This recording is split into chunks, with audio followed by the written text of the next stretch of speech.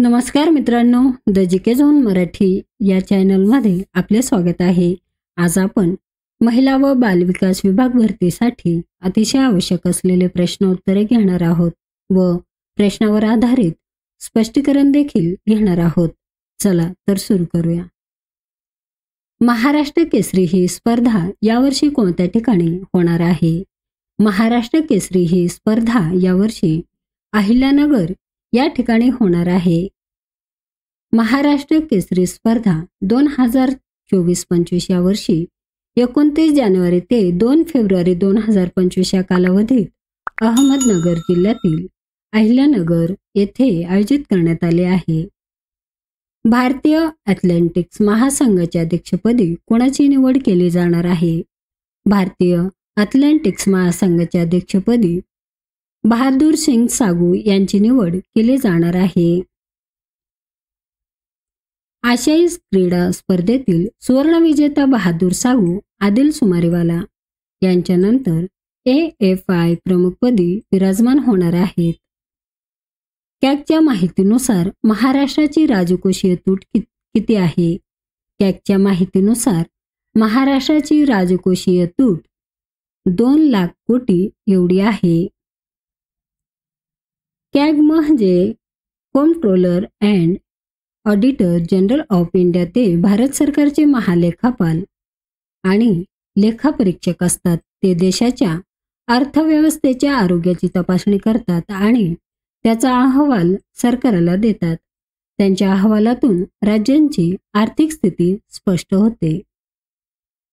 Doctor Rajagopalachari Chidambaram यांनी देशाला आण्विकदृष्ट्या सक्षम करण्यासाठी कोणत्या अणुचाचण्यांमध्ये मोलाची भूमिका बजावली आहे? डॉक्टर राजगोपालाचारी चिदंबरम यांनी देशाला आण्विकदृष्ट्या सक्षम करण्यासाठी वरीलपैकी दोन्ही म्हणजेच पोखरण 1 व पोखरण 2. पोखरण 1 1974 मध्ये झालेल्या या पहिल्या भारतीय अणुचाचणीत डॉक्टर चिदंबरम यांनी एक महत्त्वाची भूमिका बजावली होती. या अणुचाचणीमुळे भारत आण्विक शक्ती बनला. पोखरण 2 1998 मध्ये झालेल्या या दुसऱ्या अणुचाचणीतही डॉक्टर चिदंबरम यांनी नेतृत्वाची भूमिका निभावली. या चाचणीने भारताची आण्विक क्षमता पुन्हा एकदा जगासमोर आणली. यावर्षी होत असलेल्या कुंभमेळ्याला कधीपासून सुरुवात होणार आहे? 13 जानेवारी 2025 रोजी सुरुवात होणार आहे. 2025चा कुंभमेळा 13 जानेवारी 2025 रोजी पौष पौर्णिमेच्या दिवशी सुरू होणार आहे. हा कुंभमेळा उत्तर प्रदेशातील प्रयागराज येथे आयोजित केला जात आहे. संयुक्त राष्ट्राच्या सुरक्षा परिषदेमध्ये सध्या किती देश सदस्य आहेत? संयुक्त राष्ट्राच्या सुरक्षा परिषदेमध्ये सध्या 15 देश सदस्य आहेत. 5 देश स्थायी सदस्य आहेत. अमेरिका, रशिया, चीन, फ्रान्स आणि युनायटेड किंगडम या देशांकडे व्हीटो पॉवर आहे, म्हणजेच कोणत्याही प्रस्तावाला विरोध करण्याचा अधिकार आहे. 10 देश अस्थायी सदस्य आहेत. हे देश 2 वर्षाच्या कालावधीसाठी निवडले जातात. बॉर्डर गावस्कर ट्रॉफी 2024-25 या मालिकेत कोणत्या खेळाडूची प्लेयर ऑफ द सिरीजसाठी निवड झाली आहे? बॉर्डर गावस्कर ट्रॉफी 2024-25 या मालिकेत जसप्रीत बुमराह या खेळाडूची निवड झाली आहे. बॉर्डर गावस्कर ट्रॉफी 2024-25 या मालिकेत जसप्रीत बुमराह यांची प्लेयर ऑफ द सिरीज म्हणून निवड झाली. या मालिकेत त्यांनी 5 सामन्यांत 32 बळी घेतले, ज्यामुळे ते मालिकेतील सर्वाधिक बळी घेणारे गोलंदाज ठरले. राष्ट्रीय खो खो संघाला ओडिशा सरकारकडून देण्यात येणारे प्रायोजकत्व हे कोणत्या कालावधीसाठी असणार आहे? जानेवारी 2025 ते डिसेंबर 2027 पर्यंत असणार आहे. या कालावधीत ओडिशा सरकार दरवर्षी 5 करोड रुपये देईल. ओडिशा सरकारने ओडिशा खनन निगमच्या माध्यमातून ही आर्थिक मदत उपलब्ध करून दिली आहे. भारताचे पोलंडमधील पुढील राजदूत म्हणून कोणाची नियुक्ती करण्यात आली? भारताचे पोलंडमधील पुढील राजदूत म्हणून जयंत एन खोब्रागडे यांची नियुक्ती करण्यात आली. दक्षिण पूर्व आशियाई राष्ट्रांच्या संघटनेचे भारताचे राजदूत जयंत एन खोब्रागडे यांची पोलंडमधील भारताचे पुढील राजदूत म्हणून नियुक्ती करण्यात आली आहे. खोब्रागडे हे 1995च्या बॅचचे IFS अधिकारी आहेत. केरळमध्ये नुकत्याच झालेल्या राष्ट्रीय तलवारबाजी स्पर्धेत उपविजेतेपद पटकावणारे राज्य कोणते? केरळमध्ये नुकत्याच झालेल्या राष्ट्रीय तलवारबाजी स्पर्धेत उपविजेतेपद पटकावणारे महाराष्ट्र राज्य आहे. 31 डिसेंबर ते 3 जानेवारी 2025 या कालावधीत कन्नूर, केरळ येथे वरिष्ठ राष्ट्रीय तलवारबाजी स्पर्धेचे आयोजन केले होते. ज्वारी पेरणीत या वर्षात महाराष्ट्रातील कोणता जिल्हा अव्वल ठरला आहे? ज्वारी पेरणीत या वर्षात महाराष्ट्रातील सोलापूर जिल्हा अव्वल ठरला आहे. सध्या उपलब्ध माहितीनुसार सोलापूर जिल्हा हा महाराष्ट्रात ज्वारी पेरणीमध्ये अव्वल ठरला आहे. सोलापूर जिल्ह्यात ज्वारीचे मोठ्या प्रमाणात उत्पादन होते. बिहार बंगालपासून कधी वेगळे झाले? बिहार बंगालपासून 1912 मध्ये वेगळे झाले. 1905 मध्ये ब्रिटिशांनी बंगाल प्रांताचे 2 भागांमध्ये विभाजन केले होते, पूर्व बंगाल आणि पश्चिम बंगाल. या विभाजनाचा उद्देश बांगला भाषिक लोकांना एकत्र ठेवण्याचा होता. बंगाल विभाजन रद्द झाल्यानंतर 1912 मध्ये बिहारला एक स्वतंत्र राज्य म्हणून मान्यता देण्यात आली. नियमगिरी पर्वत कोणत्या राज्यात आहे? नियमगिरी पर्वत ओडिसा या राज्यात आहे. ओडिसाच्या पश्चिम भागात असलेला एक पर्वतरांग आहे. या पर्वतरांगांमध्ये अनेक उंच चोट्या, घनदाट जंगले आणि विविध प्रकारचे वन्यजीव आढळतात. हा प्रदेश ओडिसाच्या सौंदर्यात भर घालणारा आहे आणि पर्यावरणीय दृष्ट्याही खूप महत्त्वाचा आहे. खालीलपैकी कोण संविधान सभेच्या राष्ट्रीय ध्वजावरील तत्कालिक समितीचे अध्यक्ष होते? खालीलपैकी डॉक्टर राजेंद्र प्रसाद हे राष्ट्रीय ध्वजावरील तत्कालीन समितीचे अध्यक्ष होते. राष्ट्रीय ध्वज समिती या समितीची स्थापना भारताच्या राष्ट्रीय ध्वज कोणता असावा याबाबत निर्णय घेण्यासाठी करण्यात आली होती. डॉक्टर राजेंद्र प्रसाद ते भारताचे पहिले राष्ट्रपती होते आणि संविधान सभेचे अध्यक्ष देखील होते. त्यांनी देशाच्या संघटनेच्या निर्मितीमध्ये महत्त्वपूर्ण भूमिका बजावली.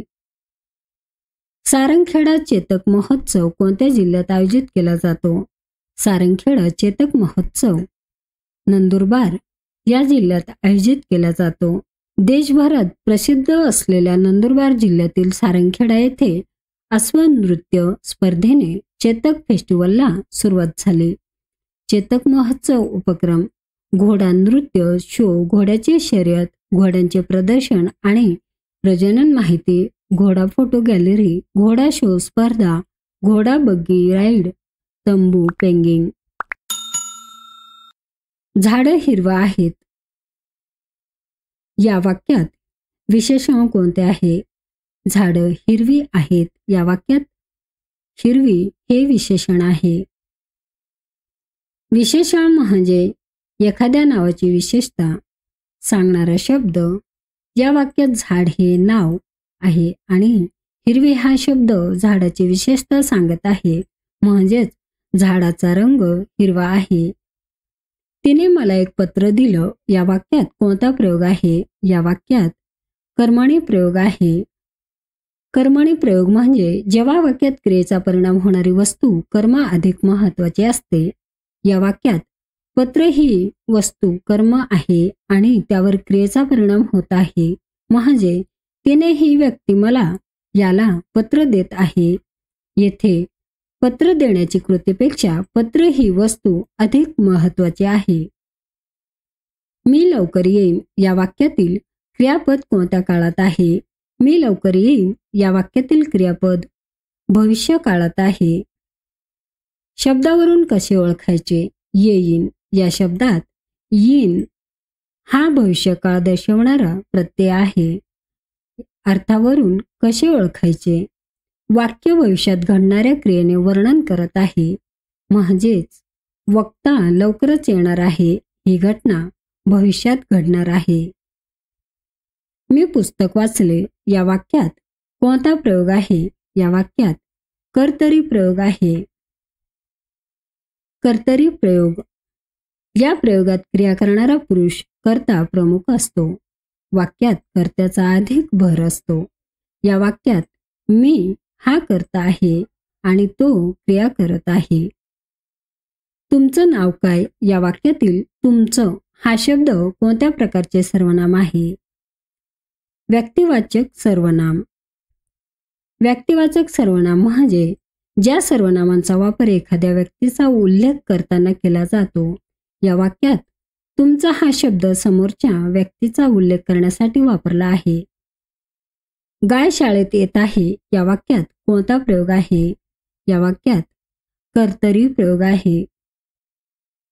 अर्थाच्या दृष्टीने एकाच पदाची अपेक्षा कोणत्या समासात दर्शवली जाते? अर्थाच्या दृष्टीने एकाच पदाची अपेक्षा वैकल्पिक द्वंद्व समासात दर्शवली जाते. फकीरा ही गाजलेली कादंबरी कोणाची? फकीरा गाजलेली कादंबरी अण्णाभाऊ साठे यांची आहे. ज्या विशेषणांच्या योगाने नामाची संख्या दाखवली जाते त्यास खालीलपैकी कोणते विशेषण म्हणतात? त्यास खालीलपैकी संख्या विशेषण म्हणतात. चाकर या शब्दातील चा या आद्याक्षरांचा उच्चार कोणत्या प्रकारात येतो? दंत्य तालव्य या प्रकारात येतो. राज्य शासनाचा पुरस्कार मिळालेली पांगिरा या कादंबरीचे लेखक कोण? विश्वास महिपाती पाटील हे आहेत. गुलामगिरी हे नाम नामाच्या कोणत्या उपप्रकारातील आहे? गुलामगिरी हे नाम नामाच्या भाववाचक नाम या उपप्रकारातील आहे. एखाद्या प्राणी किंवा वस्तू यांच्यामध्ये असलेल्या गुण, धर्म किंवा भाव यांचा बोध होतो त्या नावांना भाववाचक नाम असे म्हणतात. उदाहरणार्थ आनंद, दुःख, प्रेम, क्रोध, गुलामगिरी, सौंदर्य इत्यादी. मित्रांनो, चॅनल आवडला असेल तर प्लीज नक्कीच सबस्क्राईब करा, व्हिडिओ लाईक करा. धन्यवाद.